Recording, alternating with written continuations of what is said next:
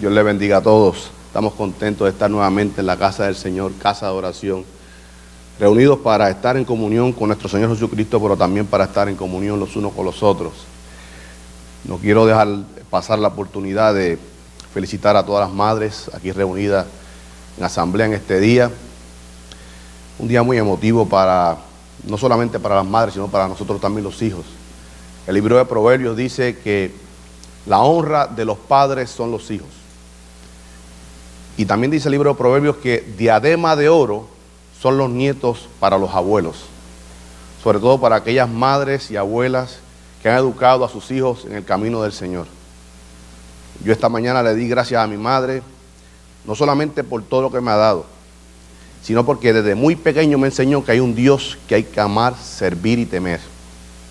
Sobre todas las cosas, le dije, mamá, sabe que lo más que te agradezco es que me llevaste ante un Dios, conocer a Dios, al único Dios vivo y verdadero. Así que felicidades a todas las madres, nuestras hermanas de nuestra iglesia local. También estamos pasando por un momento difícil para la congregación, pero le servimos, dice Romanos 15:5, al Dios de toda consolación. Y a ese Dios que pedimos fuerza para nuestra familia pastoral y para la otra familia que tuvo esta gran pérdida en un tiempo como este. Pero continuamos con el libro de Zacarías, con nuestra breve exégesis panorámico, este estudio que estamos haciendo, repasando sobre esta gran profecía de este hombre de Dios, Zacarías. Y me gustaría, antes de ir a esta próxima visión, la segunda visión, la visión de los cuernos y los carpinteros, le voy a adelantar que dentro de las 8 visiones, esta es una visión dentro del mundo teológico, dentro de los exégetas de la Biblia, donde más controversias hay, diferentes opiniones hay sobre esta visión, de todas en esta interpretación de esta visión. Nosotros queremos ser responsables con este exégesis, usando la herramienta que el Señor nos ha dado, que es la hermenéutica, que es la ciencia que trata sobre llegar a una correcta interpretación usando el método gramático histórico. Amén. Pero sobre todo siendo dirigido por el Espíritu Santo. Pero tampoco queremos ser exégesis e eisegesis, o sea, llevar el texto a donde nosotros queremos llevarlo. Y otra cosa muy importante, hermano, personas que piensen diferente de nosotros, no solamente en esta visión, sino en muchos temas de la Biblia, no debemos pelearnos con esos hermanos. Debemos respetar la interpretación que ellos tienen. Ahora, dentro de la Biblia hay cosas que son innegociables, que no puede haber concesión.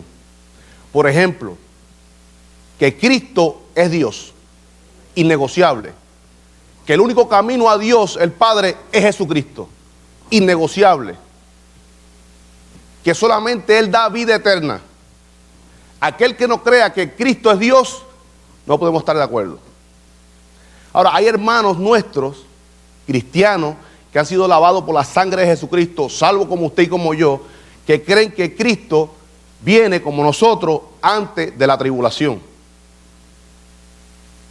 Y creemos nosotros en un rapto total, que cuando Cristo venga por su iglesia, nos vamos todos los que conformamos esa iglesia. Hay hermanos que piensan que Cristo viene a mitad de tribulación. Y hay hermanos que piensan que Cristo viene al final de la tribulación y eso va a ser todo el rapto, la segunda venida y el estado eterno. No debemos pelearnos con estos hermanos, porque lo fundamental es que ellos como nosotros esperan a Cristo. Eso es lo importante, eso es lo fundamental. Y en esta visión quiero hacer esta introducción porque en esta visión vamos a ver ciertas interpretaciones que hay sobre esta visión, pero usted debe ser apologético. Usted debe defender lo que usted cree y como usted cree que es interpretada correctamente esta visión. Pero no podemos diferir de hermanos que piensan de otra manera. Que eso es lo importante. Qué bueno saber que el pastor Asael González, tenemos un gran maestro, un gran pastor, que estamos en la misma sintonía. Creemos, estamos en el mismo sentir en la interpretación de esta visión. Eso es muy importante, hermano. Eso es muy importante, estar en el mismo sentir. Pero antes quiero hacer una breve introducción sobre la clase anterior, para los hermanos que no estuvieron con nosotros. Si alguno no tiene el material que estuvimos repartiendo la vez pasada, yo se lo puedo hacer llegar. No tengo ahora mismo las copias aquí, pero sí se las puedo hacer llegar. Sé que muchos hermanos están estudiando todo el material y eso nos agrada mucho, sobre todo al Señor Jesucristo. Él se agrada cuando somos diligentes en el estudio de su palabra, buscamos la interpretación de su palabra. Tenemos unos visuales para hoy. Lamentablemente la computadora nos falló. Vamos a tratar de hacer lo mejor que podamos. El Señor nos va a ayudar para hacer lo mejor que podamos. Si los visuales, quería traer estos visuales para que pudiéramos entender un sentido más amplio sobre esta visión de Zacarías, la segunda visión. Ahora, dijimos la vez anterior que llegamos a 6 puntos importantes sobre esta segunda visión, que era la visión de los caballos o de los jinetes, el ángel de Jehová, allí a las afueras de Jerusalén, dentro de los mirtos de este lugar muy conocido para ellos, que tuvo la visión el profeta Zacarías. Primeramente discutimos que iba a haber presencia de Dios porque él se había vuelto a Jerusalén con misericordia. Eso fue lo primero que discutimos. Segundo, que habrá una reedificación del templo, porque dice allí, se reedificará mi casa. Tercero, reconstrucción de la ciudad. Vimos una frase que decía, la plomada será tendida sobre Jerusalén, refiriéndose a que no solamente el templo iba a ser construido, sino también otros edificios de la ciudad. Y vemos que cuando el pueblo de Dios toma ánimo, hay un avivamiento, en 2 años reconstruyeron toda esta ciudad, diferentes edificios. Número 4, que Israel será prosperada nuevamente, porque dice, ciudades rebosarán de riquezas. Esa gloria cuando el tiempo de Salomón, gloria experimentada más grande para el pueblo de Israel, un reino unificado, un reino libre de guerra. Discutimos en la primera clase que fue un reino que se le entregó a Salomón en bandeja de oro, porque todas las batallas la peleó su padre David, y por eso no pudo construir su templo, porque era un hombre sanguinario, aunque era un hombre puesto por Jehová. Así que en ese reino milenial a donde apunta esta profecía de Zacarías, habrán todas estas bendiciones, habrá riqueza, gran abundancia, y dijimos que todas las naciones irían allí, no solamente a buscar bienestar, sino a buscar la presencia, servir a nuestro Señor Jesucristo, que es lo más importante, el reino milenial. Hermanos, dijimos que esta profecía se va a cumplir porque es una promesa de Jehová Dios a su pueblo Israel. Así como el rapto de la iglesia también se va a cumplir para nosotros por su Hijo Jesucristo. Él dijo que volverá y dice, y os tomaré a mí mismo. Os tomaré a mí mismo, a la iglesia. O sea que Él mora en nosotros, Él vendrá y os tomará a mí mismo y nos llevará a la casa celestial. 5 puntos, que los habitantes de Jerusalén serán consolados con el cumplimiento de las bondades, promesas divinas. Dice, y aún consolará Jehová a Sión. Será consolada por tantos años, tanta opresión. Discutimos que cerca de 6.000 años que tiene la humanidad, solamente se estiman los expertos que 182 años ha experimentado la humanidad de paz. Pero un pueblo que nunca ha experimentado la paz es Israel. Aún el día de hoy no ha experimentado paz, pero allí en el milenio, por ellos esperan ese milenio, ese Mesías que ellos esperaban, que esa primera venida vino solamente como pacificador, como salvador, y no restauró el reino. Ellos siguen esperando eso y eso se va a cumplir, porque es promesa de nuestro Señor y Dios. Y sexto, que aún escogerá Jehová a Israel. Discutimos que no es que Él rechazó a Israel y ahora lo vuelve a elegir. Cuando Dios elige y ejecuta, porque Él es soberano. Usted, cada uno de nosotros que estamos aquí, que hemos sido lavados por la sangre de Jesucristo, que aún siendo incrédulos, fuimos asistidos por el Espíritu Santo, hermano, porque es imposible que el hombre busque a Dios. Dios busca al hombre. Aún nosotros, cuando andamos en nuestros delitos y pecados, fuimos asistidos por el Espíritu Santo, porque la palabra de Dios son cosas espirituales y a menos que el Espíritu Santo nos asista no podemos entenderla.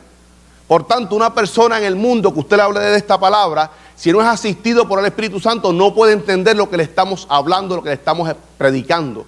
Por tanto, cuando somos escogidos, los escogidos que Él conoció de antemano, discutimos en la clase anterior, que Dios es un Dios omnisciente, pero Él no lo escoge a usted porque Él sabía que usted iba a creer. Dios no escoge su opinión ni su decisión. Dios lo escoge a usted porque quiso escogerlo a usted. Por su misericordia, por su gracia quiso salvarnos. Discutimos en la primera clase que no hay ningún condicionante para que nuestro Dios nos salve. Nos salva porque Él quiere. Nosotros sí tenemos que tener un condicionante, tener fe y creer en Él. Y vivir una vida en obediencia.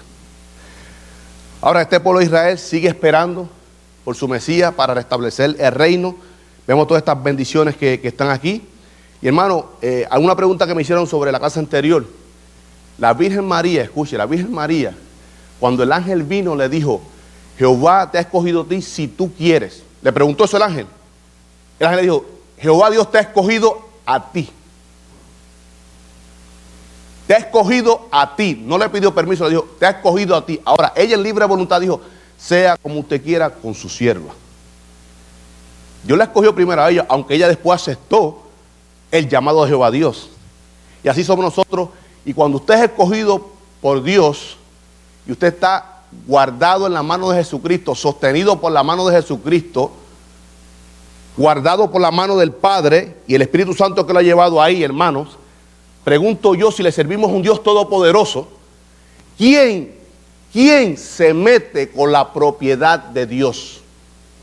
Nadie se mete con la propiedad de Dios.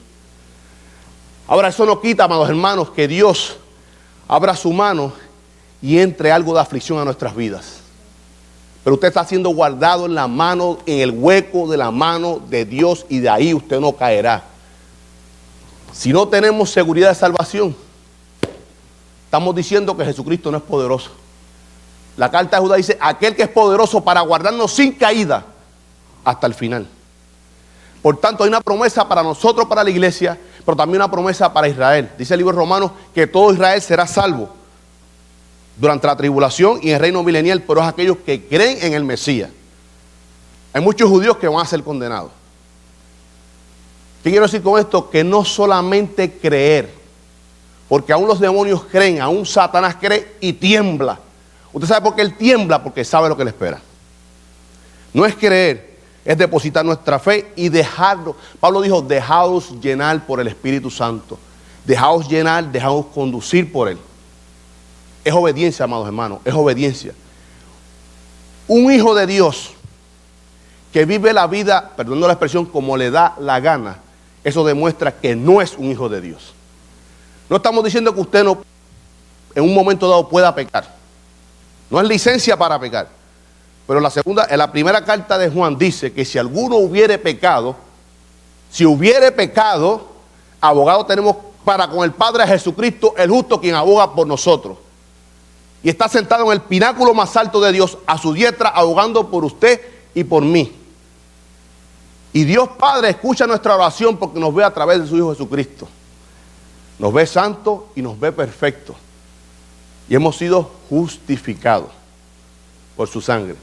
Por tanto, hay esperanza para nosotros y para este pueblo de Israel, esperando ese milenio, ese Mesías que restablecería el reino, todas estas bendiciones para ellos, y también ellos esperan el estado eterno. Ahora entramos a esta segunda visión, Zacarías 1, 18 al 21. Vamos a estar discutiendo varias versiones de la Biblia. Era una de las cosas que yo quería traer acá. Como discutimos, nosotros tenemos como traducción como base de nuestra iglesia es Reina Valera 1960, pero es muy bueno ver otras versiones para tener una amplitud sobre este texto bíblico. Vamos a estar leyendo Reina Valera 60, 18 al 21 corrido, y vamos a estar versículo a versículo y viendo las diferentes opiniones que hay. Nosotros tenemos nuestra interpretación, respetamos a las otras personas que piensan distinto, pero sí siempre tenemos un mismo fin. Aún ellos y nosotros con nuestra interpretación, lo más importante es que Jesucristo, el Rey y Dios, establecerá ese reino milenial para el pueblo de Israel, porque dice el libro de Judas que dice que en su segunda venida, cuando Él venga a restablecer, vendrá con todos sus santos. Y no solamente ángeles, hermano, ahí va a estar usted y va a estar yo también. Vendremos a reinar con Jesucristo ahí en Sion. Así que hay una esperanza para el pueblo de Israel, pero también para nosotros, para la iglesia. ¿Qué estamos haciendo con este libro? Aplicando. Ya el pastor Azael González hizo una exegesis poderosa. Los estudios que ha ido llevando nuestro pastor ha sido una exegesis poderosa, hermano. Cuando usted toma esta clase con el pastor y va a su casa y sigue buscando, escudriñando las escrituras, es una enseñanza poderosísima. una bendición para esta iglesia, hermano, porque son pocos los pastores que tienen ese conocimiento, esa sabiduría y ese don. Porque la segunda carta de Timoteo dice que el pastor debe ser apto para enseñar. No solamente usted pararse ahí y predicar, es para enseñar a la asamblea, a la iglesia. Y hemos sido grandemente bendecidos. Y nosotros en este breve exégesis estamos buscando lo que es la aplicación para la iglesia. Leemos Zacarías 1, 18 al 21. Después alcé mis ojos y miré, y aquí 4 cuernos. Y dije al ángel que hablaba conmigo, ¿qué son estos? Y me respondió, estos son los cuernos que dispersaron a Judá, a Israel y a Jerusalén. Me mostró luego Jehová 4 carpinteros. Y yo dije, ¿qué vienen estos a hacer? Y me respondió diciendo, aquellos son los cuernos que dispersaron a Judá, tanto que ninguno alzó su cabeza, mas estos han venido para hacerlos temblar, para derribar los cuernos de las naciones que alzaron el cuerno sobre la tierra de Judá, para dispersarla. Ahora, cuernos, en esta visión, cuando habla de cuernos, tiene un significado de animal poderoso, como los toros, rinocerontes, y cuando hacemos el contexto cultural de exégesis, vemos también que los puercos que son colmilludos, los jabalís también. Porque, recuerde, Jehová Dios le habla a su pueblo en el contexto cultural, venimos diciendo desde el primer estudio. El pueblo de Dios nosotros somos ovejas. Y si hay algún animal indefenso, es la oveja. Aún la liebre, aún más indefensa que la liebre, porque la liebre con su rapidez puede huir. La oveja no tiene gran fuerza, no tiene gran rapidez, no tiene gran agilidad. Por tanto, cuando en el contexto que Jehová le está dando esta visión a Zacarías de estos cuernos, está hablando como si un rinoceronte hubiera una embestida contra un rebaño de ovejas. Y esto fue lo que hicieron estas naciones. Un toro poderoso con tremendos cuernos invistiendo contra un rebaño de ovejas. ¿Usted se imagina? Y esto es lo que hicieron estas naciones. Ahora, algo muy importante que es lo que estamos hablando aquí. Cuernos también, en el contexto de Zacarías, significa a potencia, a poder. Y eso es lo que está refiriéndose en esta visión. Son naciones poderosas que invistieron contra el pueblo de Dios Israel. Invistieron tan tremendamente que veremos que dice que ninguno se atrevió a alzar su cabeza. Es como cuando un rebaño de ovejas viene una embestida, ellos lo que hacen es que bajan la cabeza y reciben todo el ataque con sus cuerpos. Y básicamente eso es lo que nos está ilustrando en esta visión. Que las ovejas indefensas, dice que el pueblo de Israel ninguno pudo levantar su cabeza. Y es muy interesante, hermanos, porque un detalle muy importante. No hay ningún libro como el libro de Dios. En figuras literarias. Estamos viendo aquí lo que se llama una prosopopeya, una personificación. Las ovejas con el pueblo de Dios y un animal como un toro cuernudo con las naciones que atacaron poderosamente a Israel. ¿Qué quiero decir con esto, hermanos? Que el libro que más figuras literarias tiene, secular, es Don Quijote de la Mancha de Cervantes y la Divina Comedia. Estos libros, mundialmente en cualquier idioma, es donde más figuras literarias hay. Tienen 35 figuras literarias, pero el libro de Dios tiene 37 figuras literarias.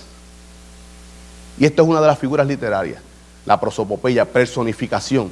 Y tenemos que entender esas cosas para poder entender, no son cuernos, son naciones que están atacando a Israel. Y las ovejas es el pueblo de Dios, es una personificación. Y un detalle muy importante que hasta el día de hoy, posiblemente eso cambie, porque vemos que este mundo va en contra de los hijos de Dios y en contra de todo lo que se llame de Dios. No hay ninguna biblioteca nacional que pueda ser registrada en cualquier país o estado si no tiene un volumen de las Santas Escrituras. Por ese hecho. Porque no hay ningún libro que pueda igualar la Biblia en figuras literarias. Por tanto, cuernos son naciones que atacaron a Israel. Y en eso todos los teólogos, aún los liberales, están de acuerdo con eso. Ahora, el problema estriba es qué naciones fueron las que atacaron a Israel. ¿A qué naciones se refiere? Durante el estudio que hemos hecho vimos que primeramente Asiria doblegó mucho a Israel. Eventualmente Egipto, Babilonia, que esa es la nación que Jehová va a caer con todo el peso contra ella, no solamente porque castigó mucho a Israel, sino porque le inculcó muchas costumbres idólatras. Y discutimos en el segundo estudio que una de las cosas que tiene Jehová Dios es que un Dios celoso y no compartirá su gloria con nadie. Y número 4, los medo-persas. Esa unión de Medio con Persia fue esta nación también que doblegó mucho a Israel. Ahora, hay otros teólogos que piensan que es Babilonia, Macedonia, Grecia y los romanos y Roma.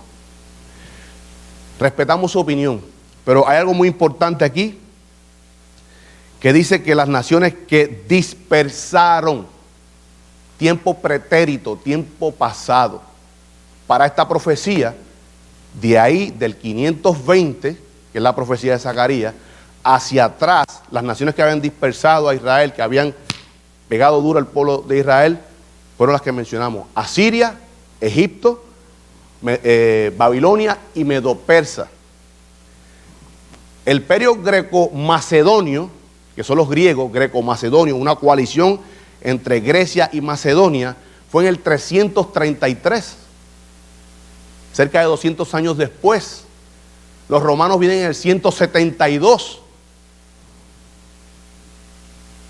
Respetamos a estos compañeros, a estos teólogos que piensan, muchos pastores, muchas iglesias interpretan esta visión así.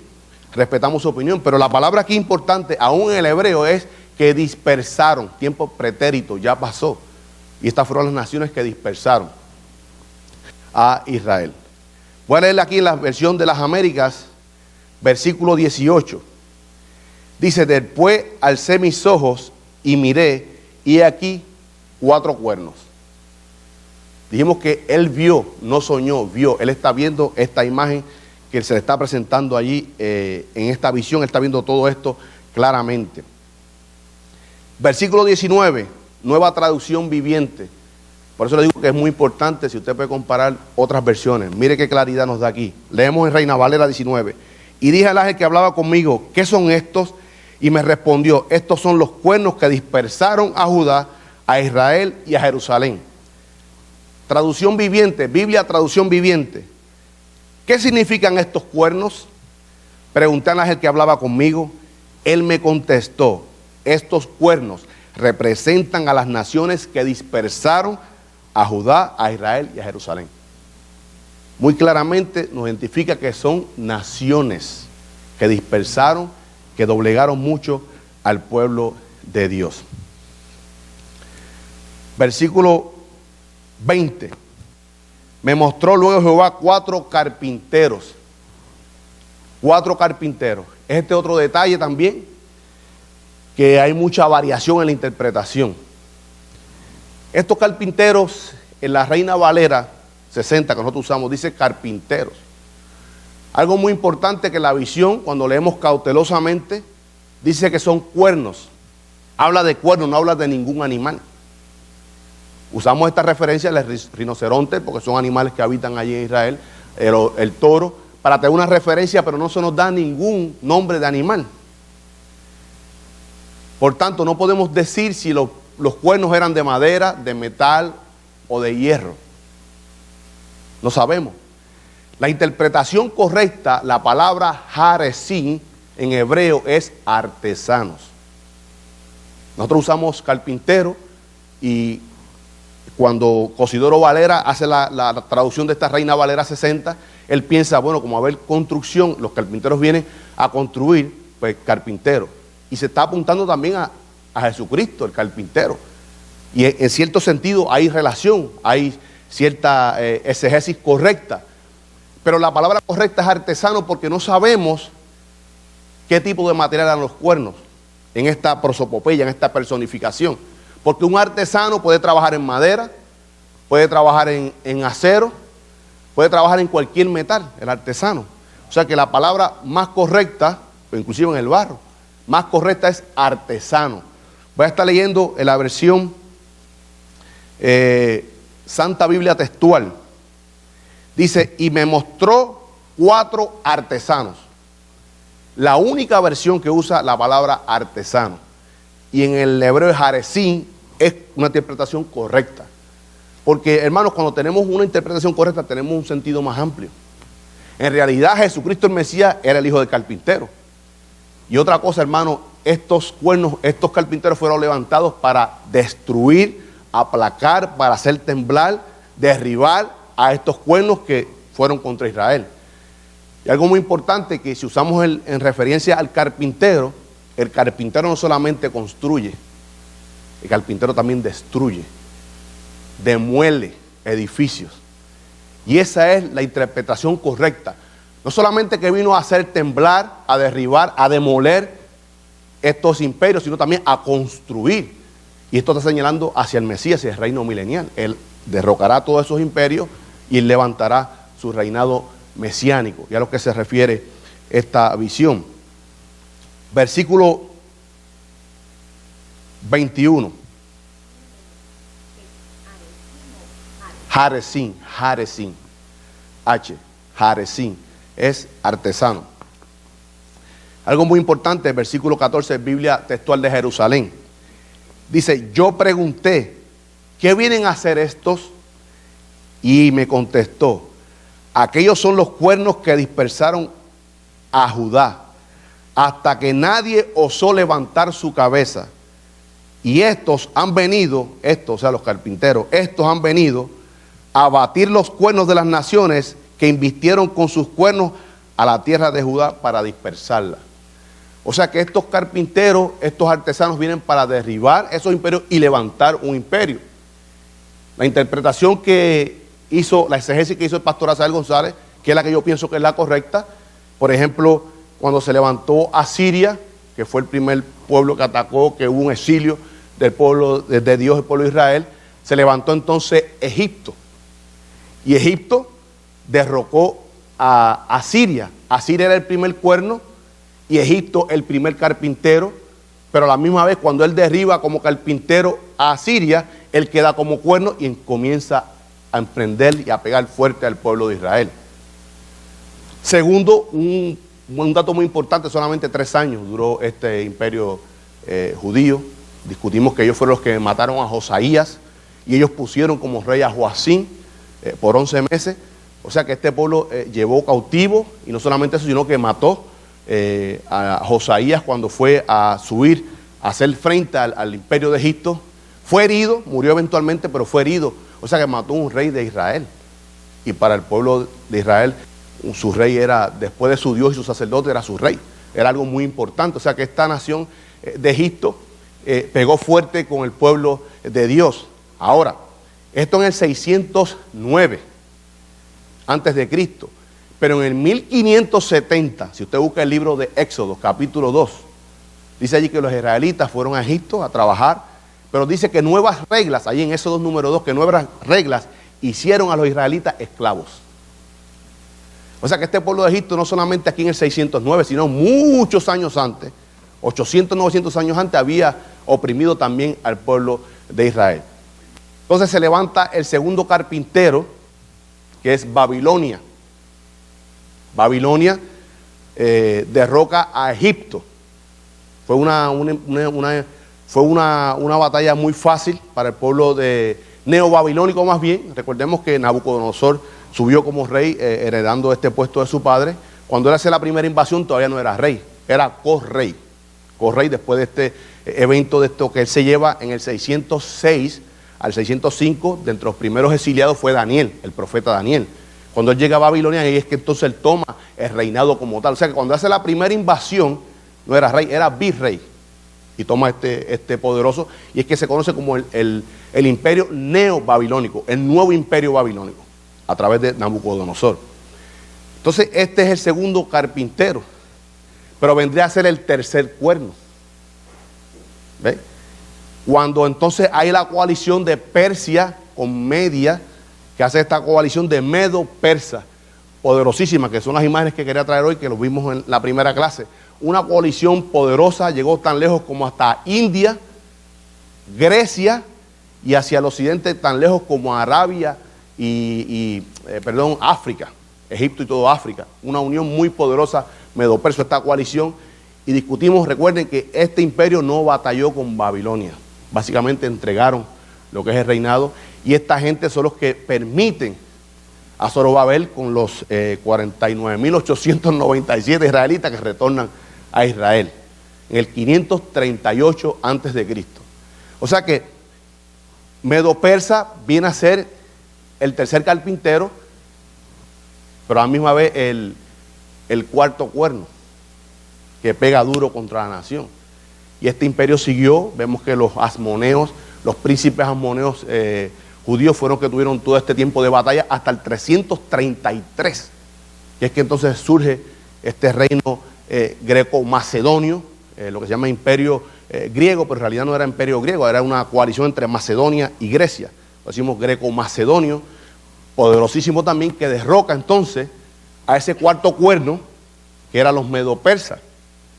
Ahora un detalle muy importante, amados hermanos, que este imperio de Grecia viene a ser el cuarto carpintero, pero eventualmente este imperio es derrocado por los romanos, en cierto sentido. Más bien lo que hubo una coalición entre Grecia y Roma, porque aún el Nuevo Testamento que nosotros usamos fue escrito en griego.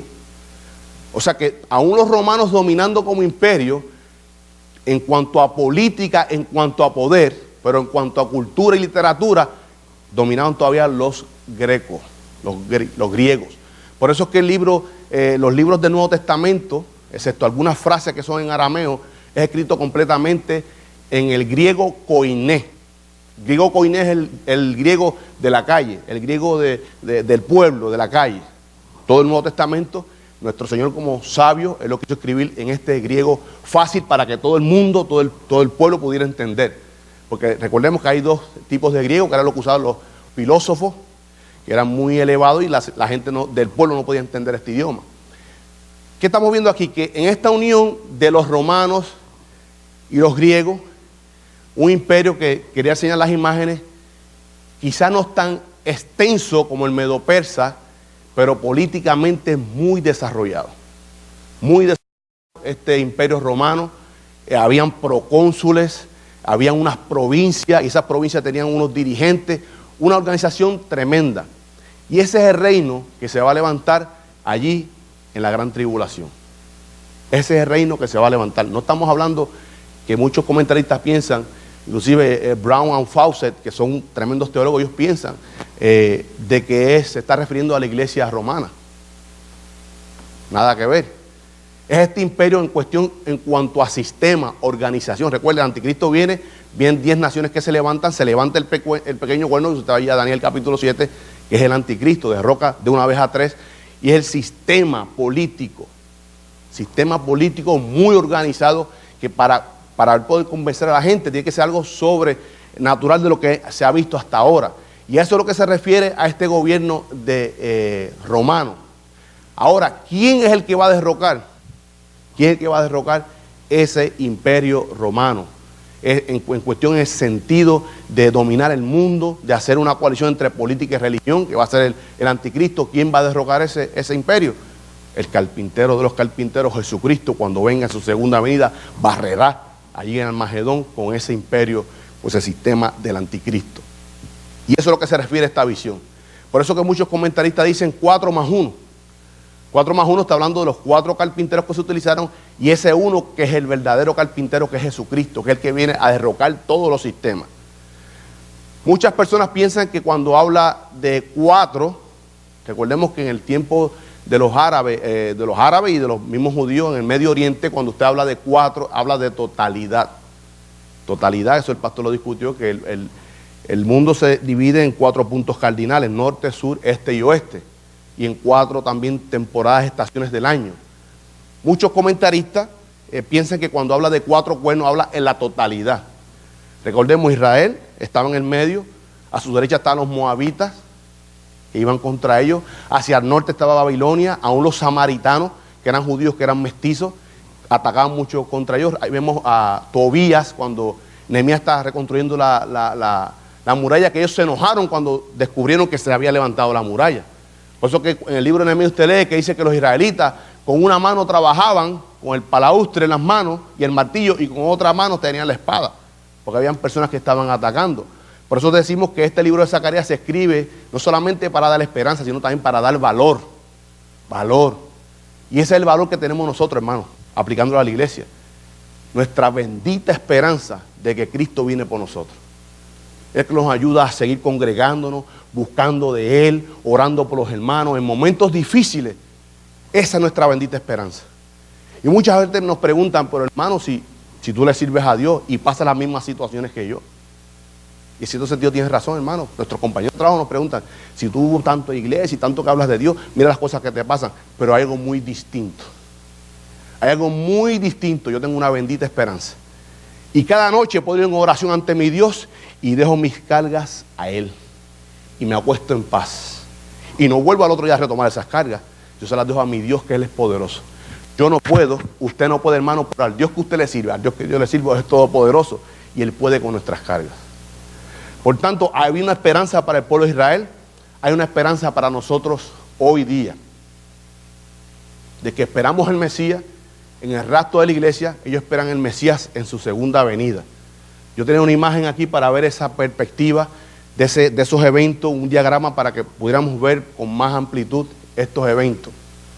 Nosotros, hermanos, esperamos, nuestra doctrina, nuestra iglesia, de nuestro pastor, yo sé que la mayoría de nosotros, así yo espero, nosotros creemos en un rapto total.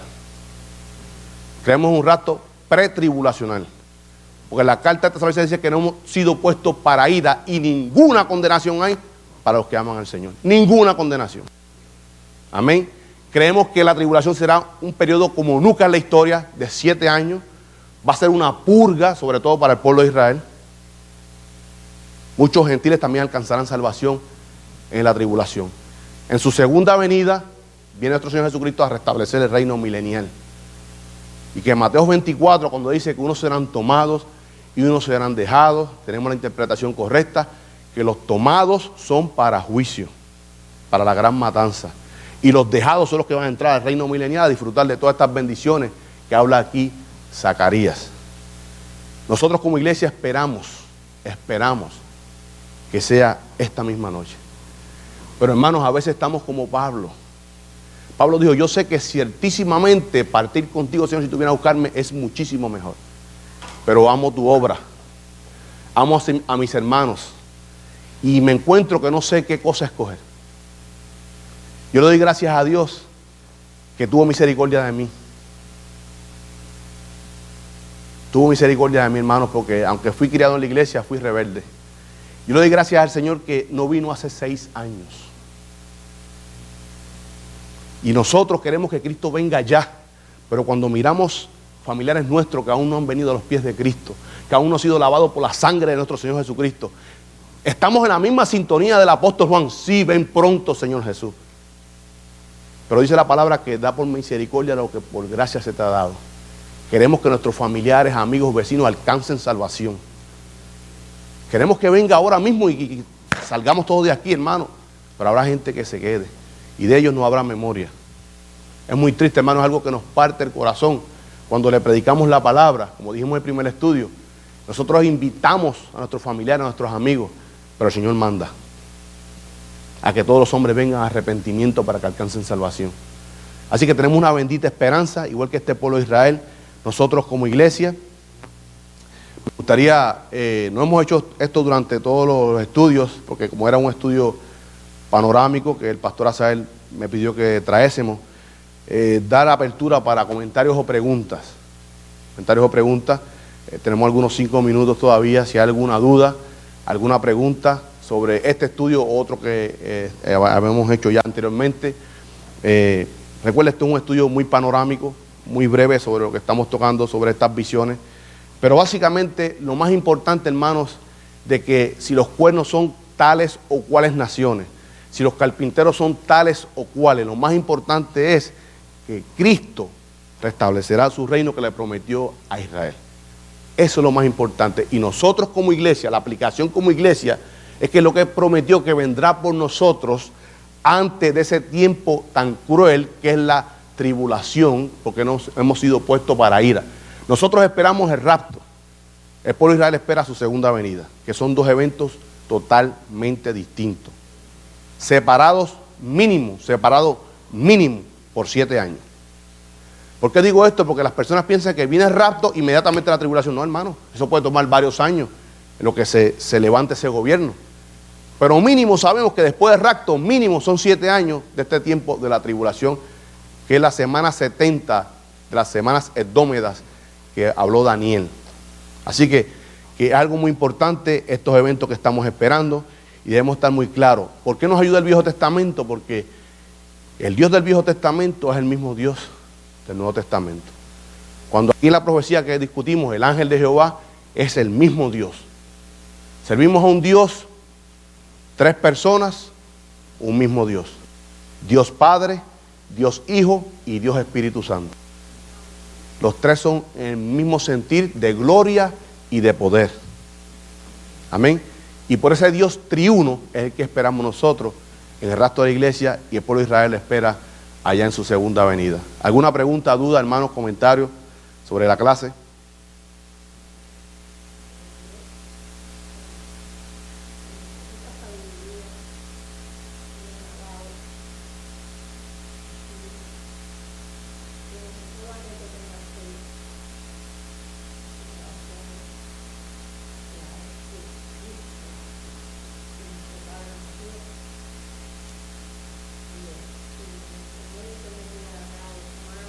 Amén.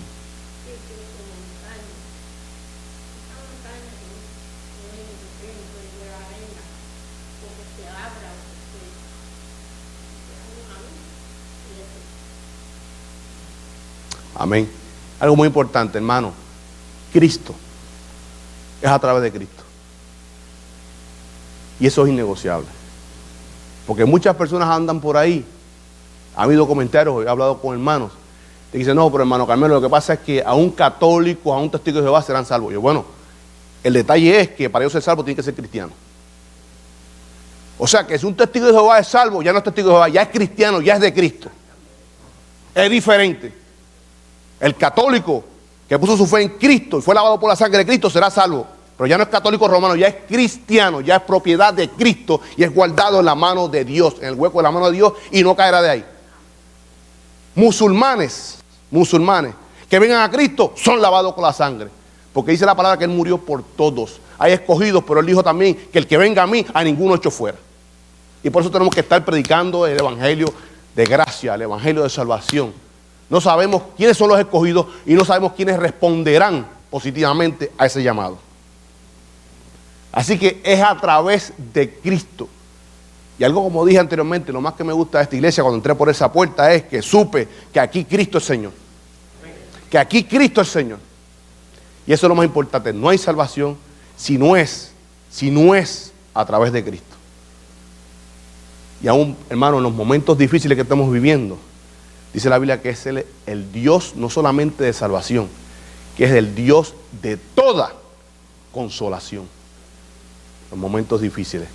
Nos ponemos de pie, hermanos. Ajá. Una pregunta. Siempre que en la palabra encontramos habla de Sion, ¿se refiere al pueblo de Israel? Eso es otra prosopopeya, personificación. Sión, recuerde, Sión es un monte. A Dios no le interesan los montes, a Dios le interesan nuestras almas. San Agustín dijo que el alma del hombre fue hecha para Dios y que fuera de Dios no hallará descanso. Cuando habla de Sión o de Israel, está hablando del pueblo, de la gente, no del país, no del territorio. Pero cuando se refiere a Sión o a Judá, se refiere a ese pueblo de Dios.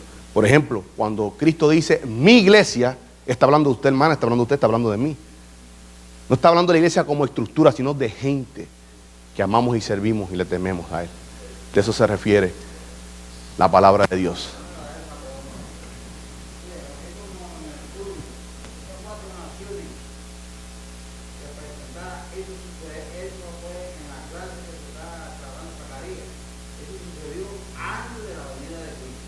Exacto.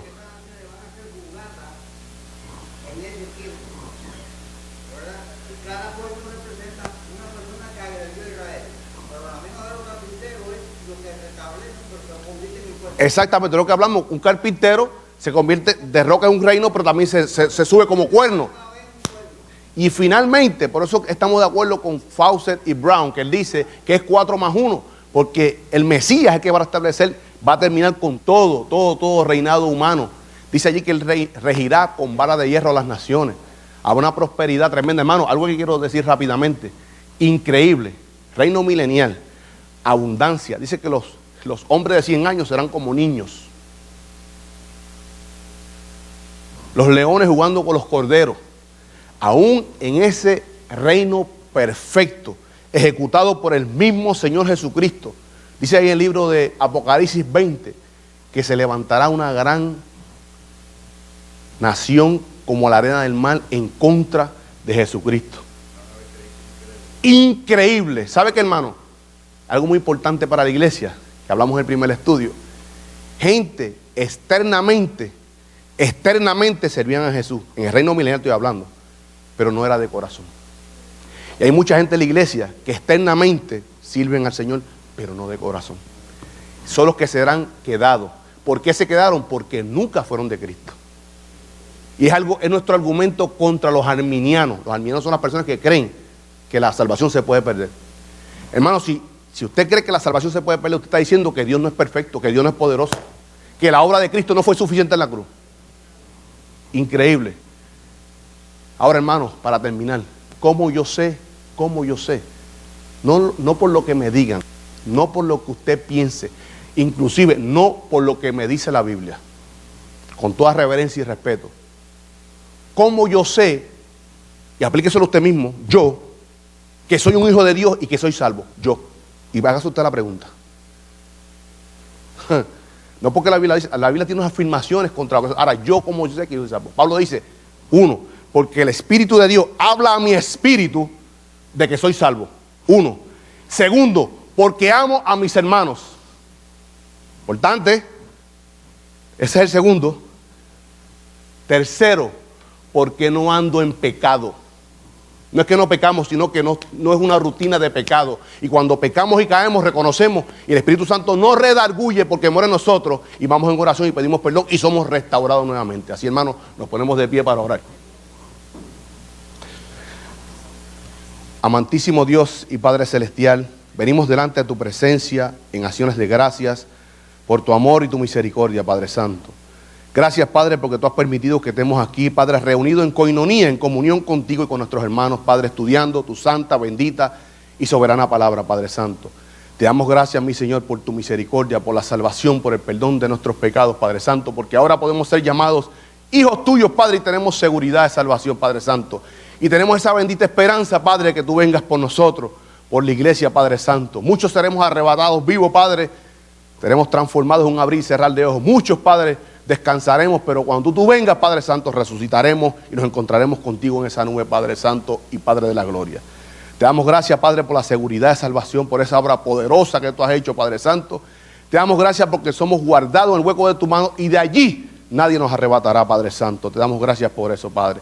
Te damos gracias en este día, Padre, por las hermanas, Madre, mi Señor, por aquellas, Padre Santo, que han criado sus hijos, Padre, en tu conocimiento, en tus caminos, Padre Santo, que han sido ejemplos para ellos, Padre Santo y Padre de la gloria. Padre, te pido que en estos momentos de dolor, mi Señor, podemos ir delante de ti, Padre, dejar nuestras cargas, Padre, y tú como Dios de toda consolación nos sostiene y nos fortalece, Padre. Te pedimos en esta hora, hemos orado mucho, Padre, pero te pedimos en esta hora como iglesia, que seas tú con nuestra familia pastoral, Padre, en estos momentos difíciles, Padre. Sabemos que son hijos tuyos, que tú estás sosteniéndolos, Padre Santo, en tu mano, Padre Santo. La fortaleza necesaria, mi Señor, y tráelos con bien, Padre, para que podamos regocijarnos con ellos, Padre Santo, en ti, mi Señor. Te pido que tú sigas bendiciendo, Padre, estas actividades que se realizarán aquí, Padre, en este culto, en honor a ti, Padre Santo.